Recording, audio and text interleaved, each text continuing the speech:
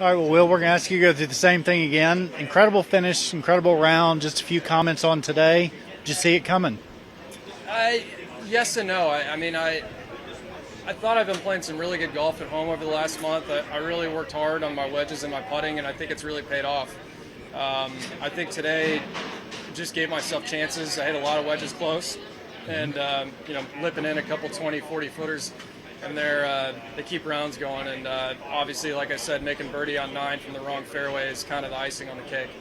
Well, what I didn't see it. What happened off the tee that you wound up there, and then your thought after you hit the second shot? Yeah, I slipped a little bit. I was trying to hit a hard cut, and I kind of got underneath it. My foot slipped and blocked it way out right. And I was just hoping it wasn't in the bushes. And I ended up having a pretty decent angle and a great lie. And my caddy gave me a good number and just said, hey, let's hit a golf shot and let's try to get out of here with 4. And obviously the putt ended up lipping in. Okay. John?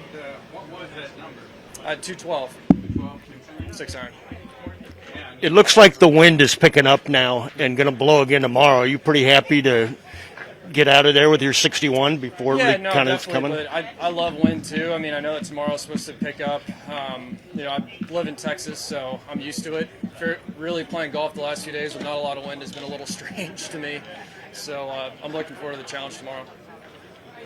Willie, what was the mindset starting the day 9 back? I And more was than that, frustrated actually. with my attitude yesterday. I thought that I was trying to shoot a number on a golf course that I knew I could eat up with my distance, and shooting 1 under with 2 birdies was pretty disappointing. I hit bad drives in all the par 5s, and I hit 10 greens yesterday on a 7,000-yard golf course, which with my distance is, I'd never do that. And so I knew that a little bit of mental rust of making sure that I wasn't short-sighted and veering away from some flags that normally I'd be taking on. And, today I had a lot of great numbers, and, I think the line that Josh Gregory told me that I loved, he said, if you're willing, if you want to shoot 64, you got to be willing to shoot 74, and obviously I clipped it today.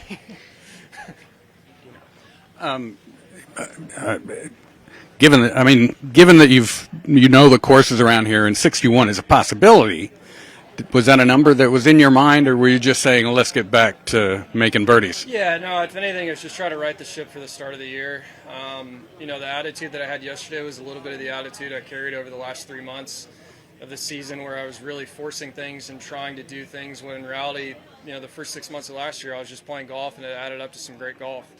I had a great call with Dr. Lardon, I had a great call with Josh, and we really just said, hey, your job today is go hit golf shots and see what it adds up to, and trust your process that we've been working on for a few months. What was the best read from your caddy today?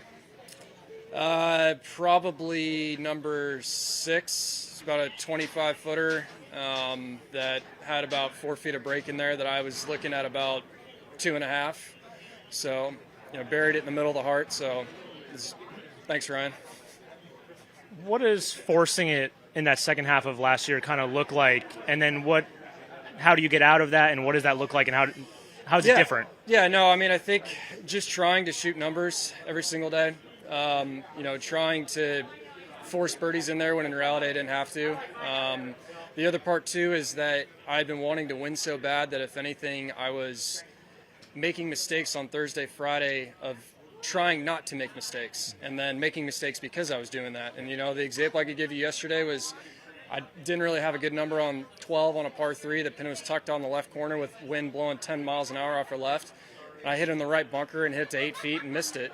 But the reality is, if I went after that flag and I pulled in the left bunker, I'm making 4 anyway. So you might as well give yourself a chance at it. And so that's really been the big difference over the last 2 days. Was it just expectations? I think, kind of when you come off the Corn Ferry Tour, you get on this run and just keep rolling, and then all of a sudden now there's all these expectations, whether from yourself or outside? Yeah, a little bit. I think it was after Augusta, I thought my expectations and my mindset changed a little bit. I was, like I said, that was really where I was trying to win tournaments. I was working, honestly, too hard, worked myself all the way into an injury, and I knew that was kind of where I needed to take a step back.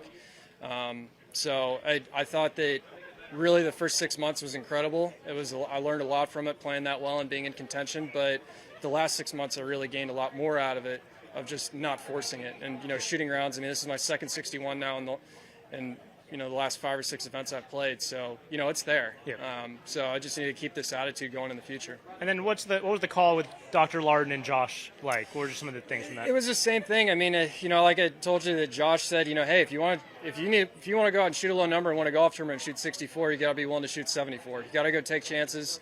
If you're going to go fire and be aggressive on par fives, you got to be willing to, like today, hitting one on the water. I mean, that stuff happens. And Dr. Larden, we just talked very briefly about, really just trying to get back to the mindset of house money, just playing with house money every week. And that was something I told him before Augusta, going out and having fun. And yesterday, shooting 71, I looked like I was shooting 85. And, today, shooting 61, it looked like I shot a low round. And so carrying that mindset no matter what I'm shooting and carrying that attitude is something I need to have every day I play. Hey, Will, just quickly last, Bailey here with ABC Palm Springs. Thoughts on fans back here, too, at the American Express? Didn't have them last year. Sure looked nice on that putt on 18. Just talk about that experience, having the fans back. Yeah, it's been fun. It's fun hearing the cheers. It's fun hearing people calling me Happy Gilmore's caddy. All of that stuff is a lot of fun to be out there playing. And so it's pretty cool. I mean, obviously, people, we got probably almost 1,000 people around here right now. Obviously, Phil's signing autographs. It's normal. So it's kind of nice to have this when, really the last 2 years have been anything but normal. Great. Thank you. Cool. Thanks, Will. Yeah. Thanks.